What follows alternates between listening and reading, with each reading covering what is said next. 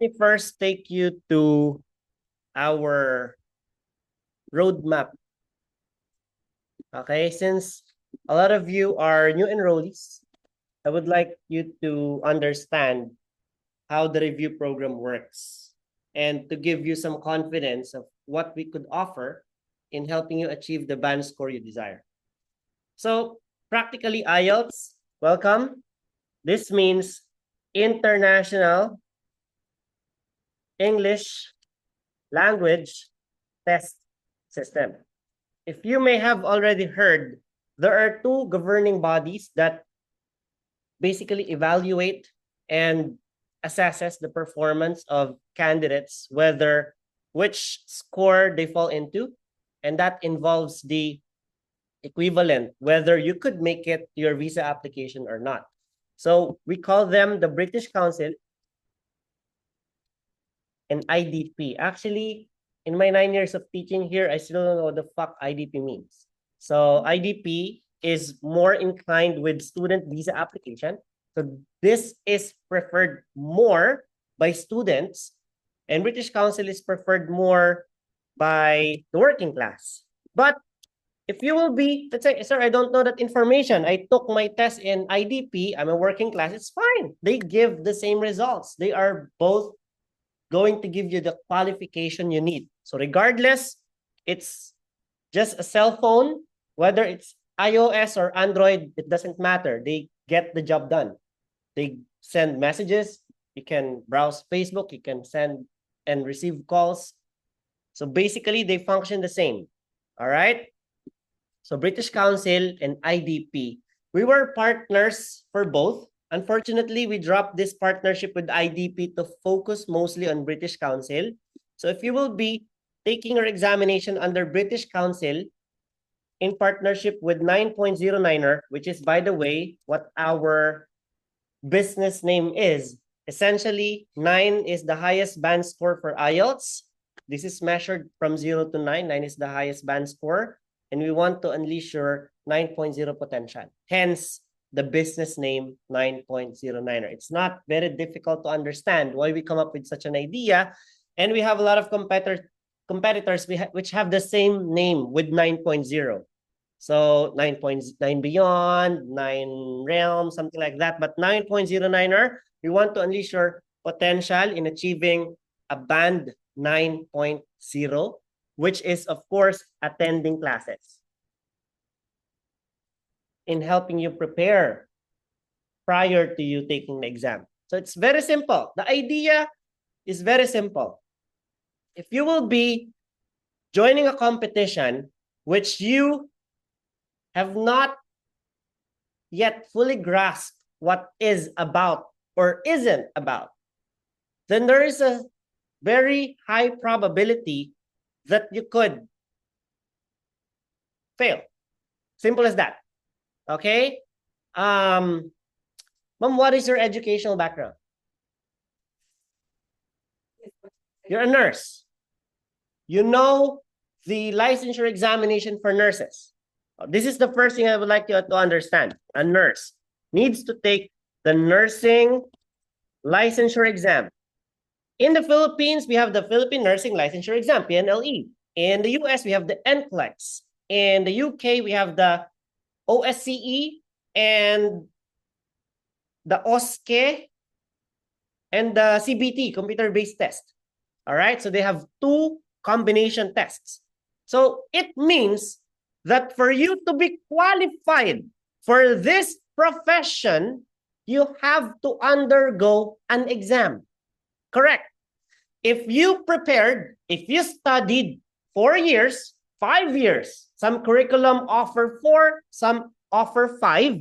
If you studied hard from the beginning up to the end, there is a chance that you could make it without review. Clear? Can I make it without review?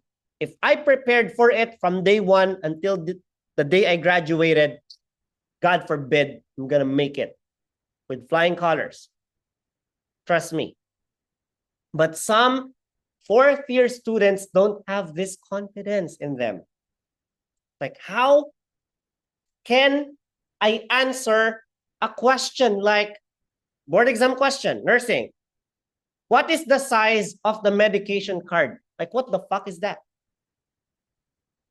That was first year, 2-3 years ago. That is the reason why review is called such. Revisit your old lessons to refresh your mind so that when you get there, you are at your peak, at your full potential.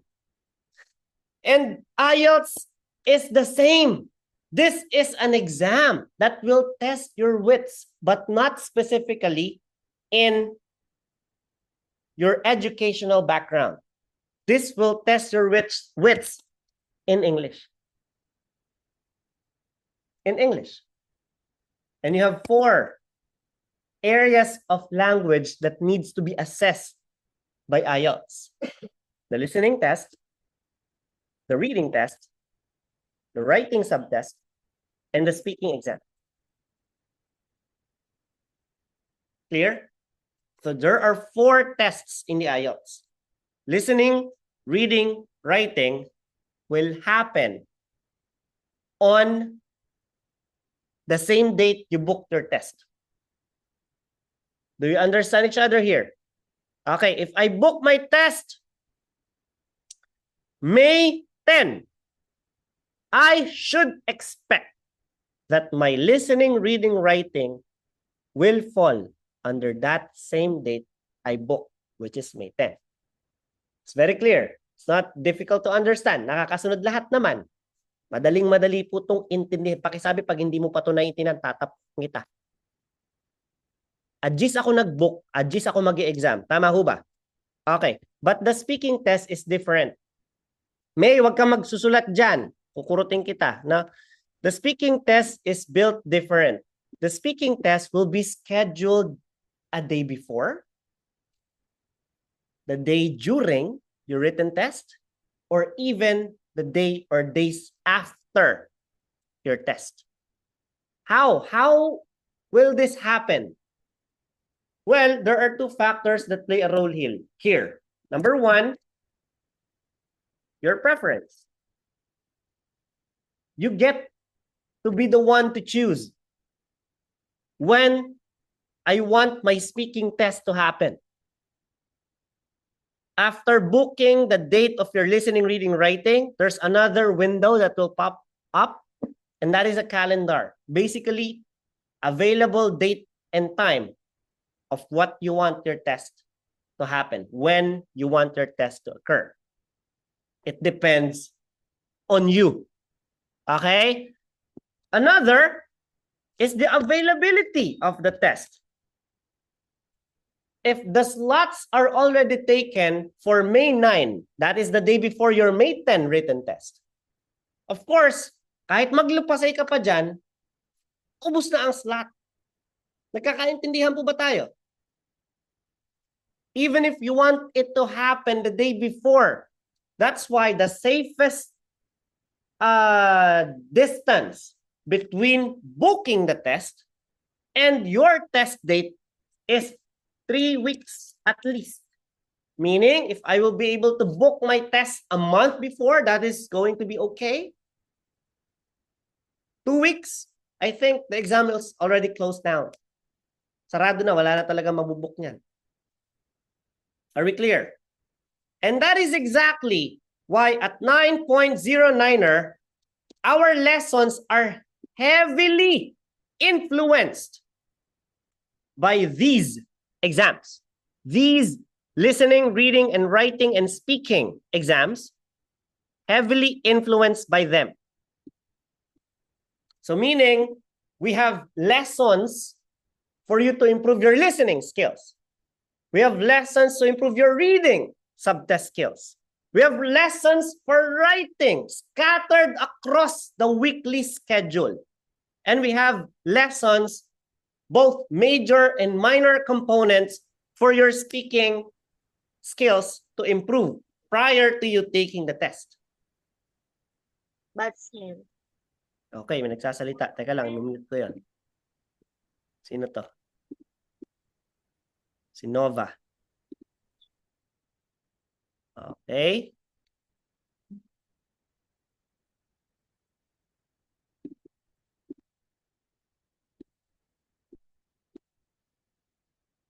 So we have listening skills enhancement lecture.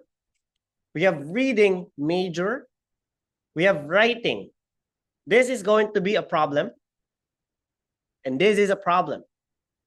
And let me tell you later why is this a problem. Speaking is actually known as the second easiest test of all. Like if you ask me, what's the easiest test out of the 4? Listening test. What's the second easiest? Opinion ko to ha. Iba-iba tayo ng preference. Some of you may be good in reading. Some of you may have inflated their skills in writing prior to this day, which makes you better than everyone else. So we have our own different categories which we are good at. So we want to exploit that as well. No? So nagagalit sila, sir. Sabi nila, pagpasok nga namin dito, mock agad eh. Wala kaming kaalam-alam. Tuesday and Thursday, we offer mock tests. It is completely up to you to participate or not. Again, hindi po namin babaguhin yung schedule para sa'yo. Ang mock ay Martes at Huwebes. Umiyak ka dyan o hindi, itutuloy namin to. Sumali ka o hindi, sumama ang loob mo hindi, itutuloy namin yung mock. Bakit? Dahil yung mock po ay importante. Sa totoo lang, kung walang mock, ako nagsasabi sa inyo, ang baba ng turnout ng scores. You know what? Why we are very thankful with Niner and British Council's partnership, which started sometime in 2022. It is because British Council has now allowed us to let our students borrow their resources. So we're giving you sheets. Aren't you happy?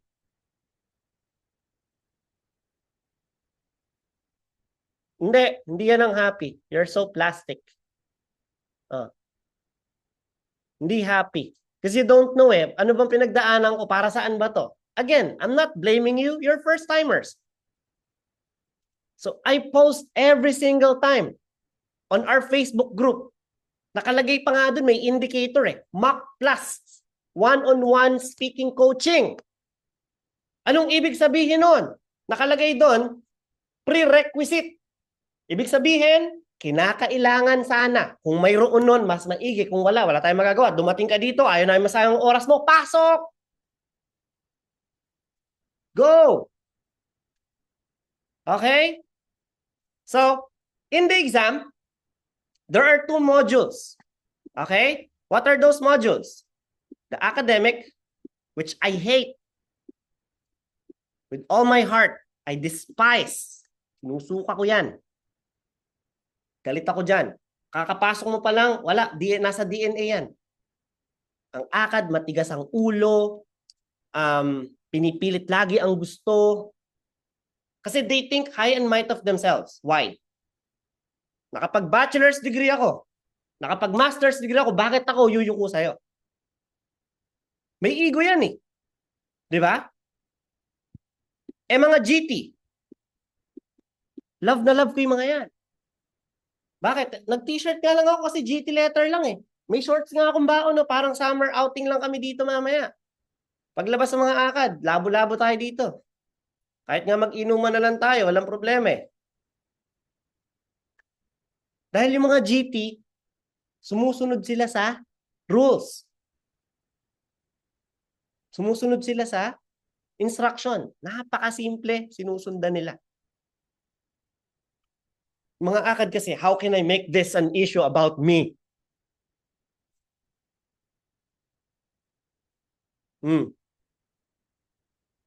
So si akad is more difficult end of the pie. How it's more difficult? Because the reading and writing tests are more difficult. Remember, listening and speaking tests are basically the same for both ACAD and GT. The reading test is different. Academic reading is more difficult, but their band scores only require fewer points to be converted into high possible score. Whereas GT, even though your tests are easier, elementary content level, but you need to rake up more points. So just to give you a perspective, 40 points pareha si ACAD and GT reading. 40 points. How many points must you get for you to get 7 in academic reading? 30. So 30 is equivalent for ACAD for you to get a 7. But for GT, you have to score 34 to get the same band score. Eh, paano kung naka-30 lang ako sa GT? Hindi, sa is lang yun. Nagigets yung difference. Okay. So, listening lecture, even without preparation, the Philippine National Band Score is 7. Let me tell you this data. More than 70% of the test-taking population in the Philippines are not enrolled in any review centers like this. And yet, as a nation, we bagged a score of 7. What does this mean? Magaling tayo sa listening. Napakasimple po. Sumabak ako sa exam. First time, wala akong alam. Hindi ako nag-review. Chance ako maka-7, mataas o baba? Mataas. Because by default, the listening test itself is already easy. Sabi nung ibang nakikinig o makikinig mamaya sa replay, masyado ka naman makasabi ng easy. Eh, hirap na hirap nga ako dyan. Again, that is the reason why I have started my discussion telling you that we have different capabilities. You may be good at speaking, not so in listening. Others could be hyper active in writing, but not so much in reading. So we have our own different capabilities that we need to explore. That is why if you will be undergoing the mock test, first time, without review, don't be too hard on yourself. Take it lightly. Since, sabi mo sa sarili mo, naman ako alam dito eh. First time ko lang naman. Let's see what I've got now. So that I will have an idea how difficult this exam really is. Ang kailangan ko sa listening 7, naka-6 ako. Pasakaya ako, hindi. Hindi. So ano dapat kong gawin? Pumasok ng klase. Nakuha? Okay.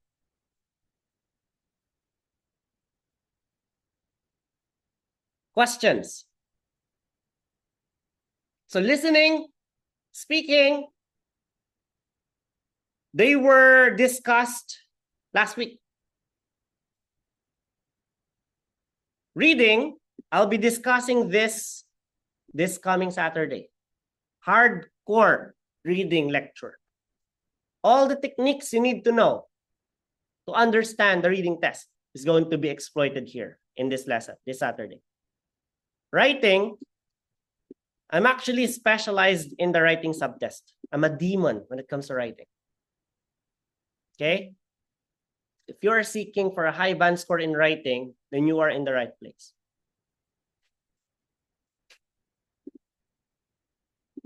So let's talk about writing.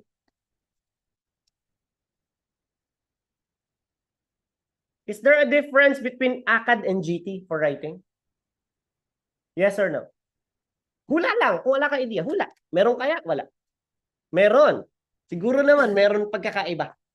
Kasi sabi ni sir, sa listening, speaking, wala. Sa reading and writing, meron.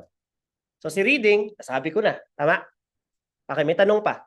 Sa listening, reading, speaking. Kasi, bawat isang lesson na yon, tigta 3 oras kung titirahin yun. So ibig sabihin, yung binibigay ko sa inyong information right now are only Not even tip of the iceberg, but we're only scratching the surface.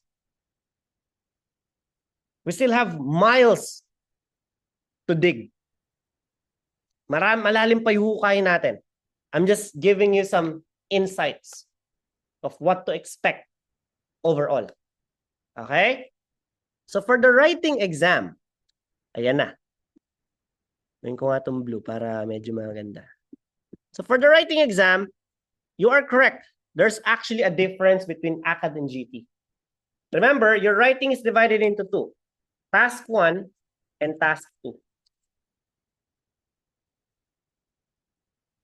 Okay? Task 2 is divided into 5 instructions.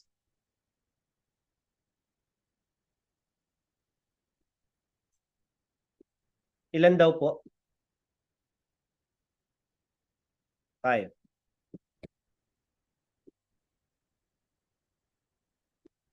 Yeah.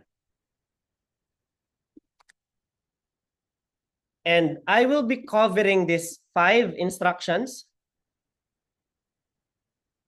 for 2 months.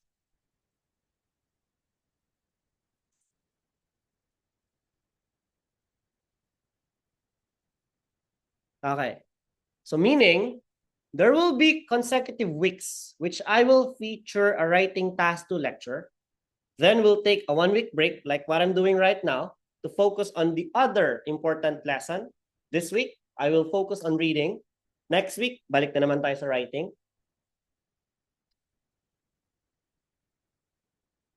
2 months. That's why, if you will come here, and if you will be attending classes only for a month, okay, only for 1 whole month, will that be enough?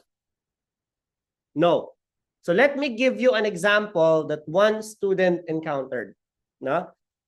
She attended 4 out of 5 instructions. Na-attendan niya yung 4.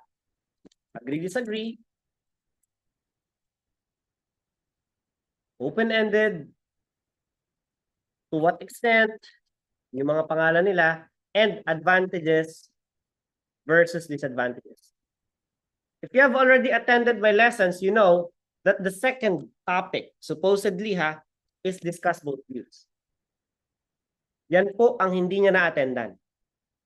At napaka-buenas nung estudyante dahil yan pa yung natanong sa kanya. Yung lecture na hindi niya na-attendan at hindi niya napaghandaan. Anong ibig sabihin nun? Even attending for 7 weeks was not enough for her. Dahil ang tadhana po mapaglaro. Kung ano pa yung hindi mo pinaghandaan, yun pa ang dumating. So we want to narrow down the chances of you failing. And how can we trim this percentage down? By attending classes. Babalik at babalik tayo sa square one by attending classes. So why am I very hardcore with writing? Because listening is easy. Without review, you can make it. Reading, it's becoming quite difficult lately, but that is only because you don't know how to approach it properly.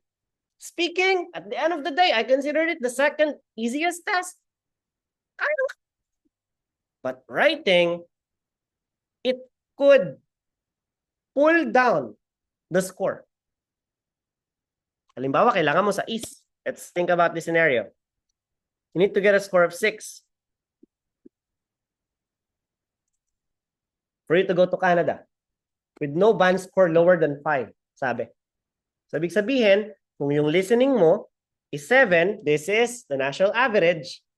Yung reading mo ay 5.5, sabi wala daw bababa sa 5, pasok pa rin yan. Yung writing mo 4, tapos yung speaking mo 5, pag inad mo lahat yan, mababa pa rin yan sa 6, which is 5.5, and your writing is even worse. The lowest possible score you could get, 4. Okay. Now, we're done with talking about writing task 2. All I'm trying to tell you guys is that every Saturday, except on days na ang focus natin ay listening or reading or speaking, for that matter, attend a Saturday class. Okay? Why? Bakit po Sabado? Anong meron sa Sabado? Mga Sabadista ba kami? Hindi po. Exactly. Saturday is one of the 2 days of the weekend. And most of us, if not all, don't have to attend classes or work on Saturday. Again, sabi ko, hindi lahat ha. Okay, hindi po lahat. Kaya sabi nga ng isang estudyante, sir, bakit hindi nyo na lang din isama pati linggo? Sabi, Catholic kami. No? Ang linggo ay ginagalang namin sa aming relihiyon. Kaya Sabado lang po ang kinurot ko sa weekend ko para may offer as our lecture. At yun ay laging major. Saturday is always going to be a major topic. Either listening, reading, mostly writing, and speaking. Now, sir, eto na. Yan ay mga maraming problema. Di po ako makaka-attend. Di po ako makakapasok.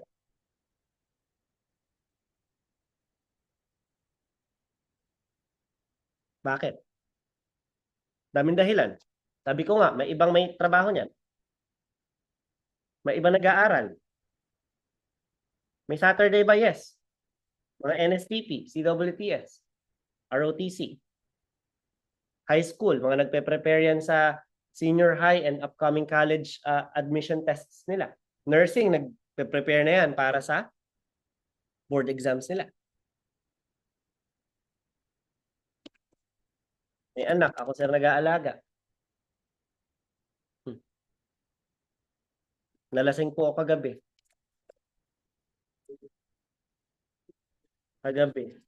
Nag-presim po. Nag-waves po.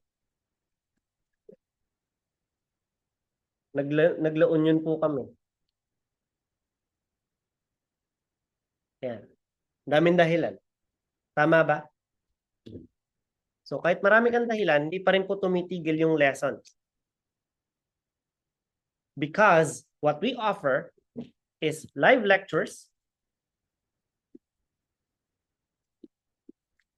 live discussions. Okay, we offer live discussions. We have Zoom meeting. And we have replay lessons via YouTube. Sabi nga ng isang estudyante, ito po ay hindi gawa-gawa ano. Pakita ko ha.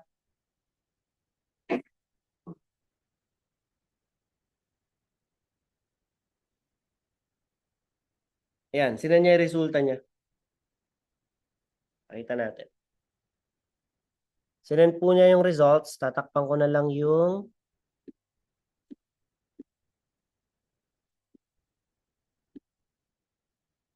ayan, tatakpan ko na lang yung mga importanteng details. Ayan. So, sinend niya yung result niya. Ayan yung estudyante. Ang score niya, listening 7, reading 6, writing 6, speak 7, overall 6.5. Siya po ay isang nurse na nag-a-apply para sa US. At ang requirement doon ay 6.5 OBS at speaking 7. Tanong, nakuha ba niya yung score niya? Yes, pasok, di ba? Sabi niya, nakuha ko po required score para sa US. Di po ako nakaka-attend ng F2F and mock exams since busy sa work. Nag-rely lang po talaga ako sa replay videos niya. Yun yung una niyang message. Ayun yung proof. Sabi ko, I'm glad it still worked. Despite the busy schedule, our mixed approach of lecture, plus Zoom, plus replays, really worked wonders para sa lahat. Sabi niya, naririnig ko pa nga po boses niyo while taking the exam. Haha. Kaya sabi ko, deserve mo makinig ng mga podcast na aesthetic ang boses pang flash. Merong isang estudyante, 2021, sabi niya, alam mo sir, kilala ka na ng anak ko. Pag daw nanonood siya sa TV, tapos may toddler siya, mga ganun na. Kaya minsan, pa nasa mall ako, nagsalita ako, baka may mga bata na lang na lumilingon, dahil ako na mas pinapakinggan ng mga nanay nila.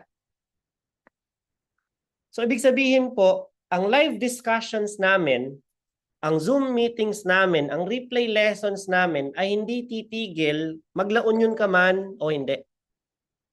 Sabi nung isang estudyante, sir, mag-step away muna ako sa review because of some important personal matters. Yes, you can join in anytime. Again, isang taon naman po ang inyong in-enroll. So may ganung, ano po? Ah, yes. Opo. Yes, oh, for only 2.5. Nakaka-access. Joke lang. Libre po. Libre po. Sige, mamaya mag-uusap tayo. Actually, ang instruction ko kay Flower, yung namamahala dyan, no? Pakisabi lang sa mga estudyante, paki-add po ako sa Facebook. Kahit nga mag-send lang kayo ng emoji na like eh. Alam ko na estudyante yon. Bakit kailangan ka pang i-add? No? Kasi po yung ating group ay private at hidden. Nakatago yan. Hindi mo yan masa-search. Kasi exclusive lang yan para sa mga estudyante. Eh, bakit ito bibigyan sa hindi nagbayad? Di ba? Unfair naman, nagbayad kayo, mahal-mahal ang binayad nyo, ba't sila makakapasok? Ba't nila masa-search? Kasi pwede nila exploit yan. May mga nang-i-invite pa nga, in-invite nila yung kapatid nila, o bakit ko kayo i-accept? Hindi naman kayo nagbayad. Diba? So the group is hidden. You can unfriend me afterwards. Pag na-add na kita, go. Unfriend mo ako. Dalawa yung Facebook ko eh. Isa for this work, I have my own personal Facebook account. So I don't essentially check it. I don't care who you are, basically. Hindi ko nga alam pangalan mo estudyante. May babati na lang sa akin sa mall, ikaw ba yun? Oh, sige, okay, congrats. I don't know, I don't care. Kasi ang relasyon natin dito, pasok ka dito, kung mo gusto mo, layas. Sabi ko sa estudyante, sir, magdadala po kami ng ganyan. Wag na. Huwag ka na magdala ng pizza, huwag ka na magdala ng manok. Joke lang yun. Hindi mo kailangan gawin yan. Bakit? Bayad ka na eh. You already paid your dues. You don't have to go extra miles just to ask for it. It's actually you who did it for you. Hindi kami nag-take ng exam on your behalf. Ikaw pa rin naghirap dyan. So, you deserve everything after all that has been through. Okay? So, i-add lang po ako sa Facebook. Pagkatapos akong i-add, pakisendan lang ako ng message. Kung mas kompleto, mas okay. Sir, paki-add naman po ako sa group. New enrollee po. Yan o. Sir, paki-add naman po. O sir, pa-add nga ang hayop ka. Hayop ka. Estudyante ko din eh. Nagbayad ako. Fuck you. Pwede nyo kami murahin, nagbayad ka eh. Diba? Oh. Walang problema. Kung ganyan ka kabalahura. Oh. Pa-add ako, estudyante ko din, nagbayad ako, fuck you. Walang problema sa akin yan. Just let us know na ikaw yung bagong student and I'll add you on the group. Napakabilis po. Sino dito nag-chat sa akin within 5 minutes na add na? Napakabilis. Hindi kami magpapatumpik-tumpik dyan. So, marami po na nagtatago sa Facebook kasi ang Facebook for them parang nakaka-jinx eh, di ba? Nakaka-jinx. Alam niyo yung jinx? Parang nauusog. Ayaw nating malaman ng mga kamag-anak natin na nag-IELTS ka. Ayaw natin malaman. Ako nga, nag-take ako ng board exam ng nursing.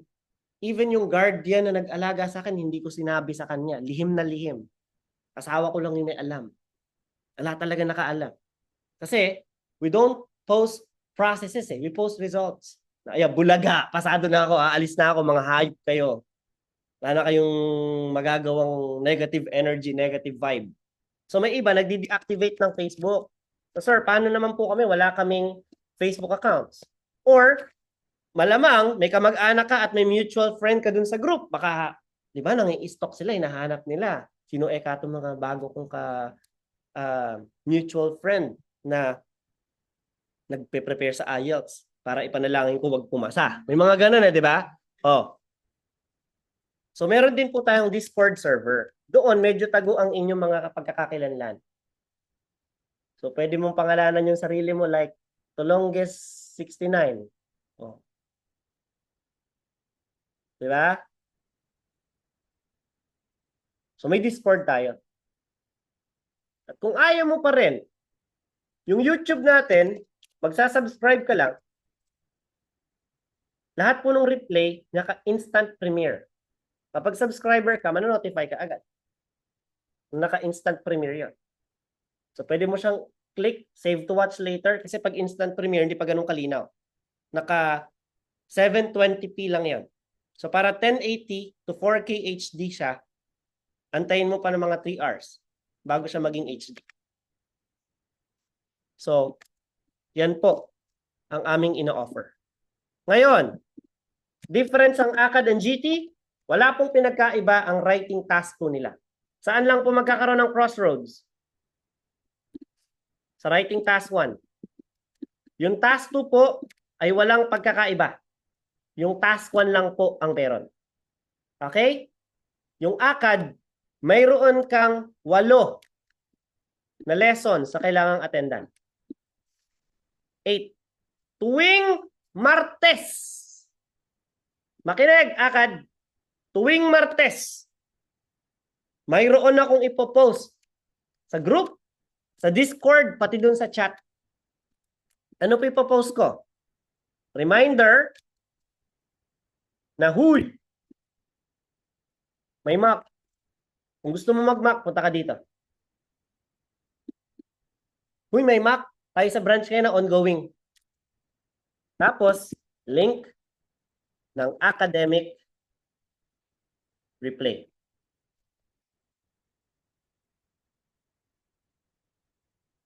Link ng academic replay. So, ibig sabihin, para mapanood, matutunan, mapag-aralan yung 8 lectures na yon, kinakailangan mong panoorin yung video ko from start to finish tuwing Martes. May nag-chat sa aking estudyante kagabi. Yung estudyante na to, November ko pa siya student. Ilang buwan na po? Simula November. 6? November, December, January, February, March, April, May. 7. So 7 months. Sabi niya, paying ang assignment. Ba, siga nga yung mga estudyante, bayad eh. Di ba? Paying nga ako assignment. Nakatatlong exclamation point. Yeah. Sabi ko sa kanya, yan ang mga halimbawa ng estudyanteng hindi nakikinig. Bakit? Nasaan ba yung assignment? Nasaan? Nasaan?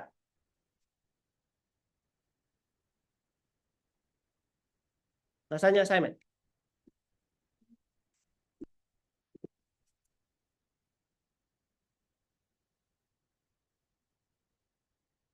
Tuwing dulo ng lecture, may binibigay na assignment. Sabi ko nga sa estudyante, kung nagawa mo na yon, or ayaw mong gawin yon kasi para sa'yo ay masyadong madali o masyadong mahirap, sa mock, meron ding assignment. Sinesave yon. Para until such time, for example, table yung lecture, table. Tapos ACAD ka. Siyempre, table is one of the 8 topics for statistical report writing. Lumabas si table. Na-attendan mo na si table. That's the time na pwede mo na siyang gawin. Eh, ang napag-aralan mo last week, map. Ang lumabas ngayon, bar graph. Pwede mo na ba siyang gawin? Hindi pa. So, picturean mo, save mo muna. Yung bar graph, bilang ka ng 2 linggo, bar graph naman, gawin mo, pa-check mo sa akin. So, at the end of every topic,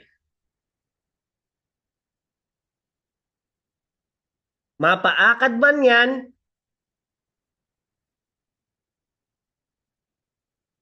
ay nandoon yung assignment.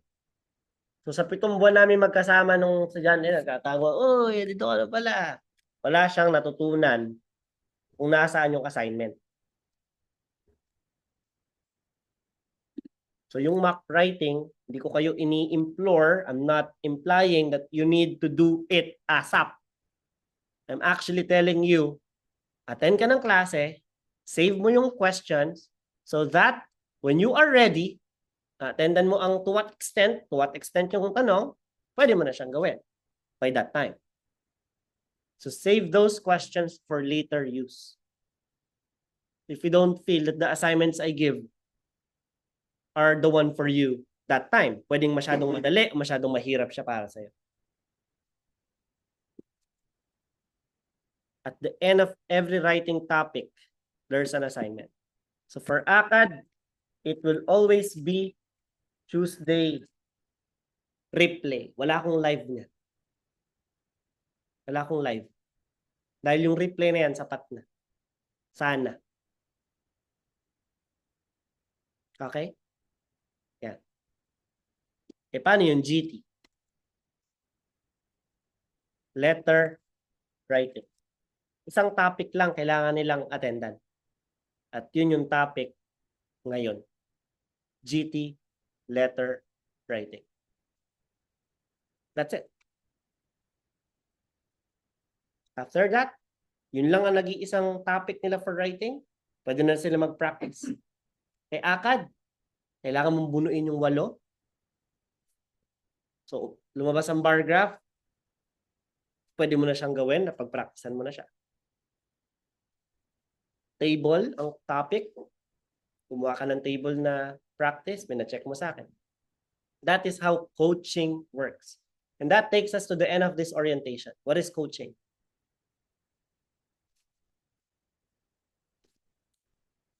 Coaching is where your coach, whether me or Miss Shannon,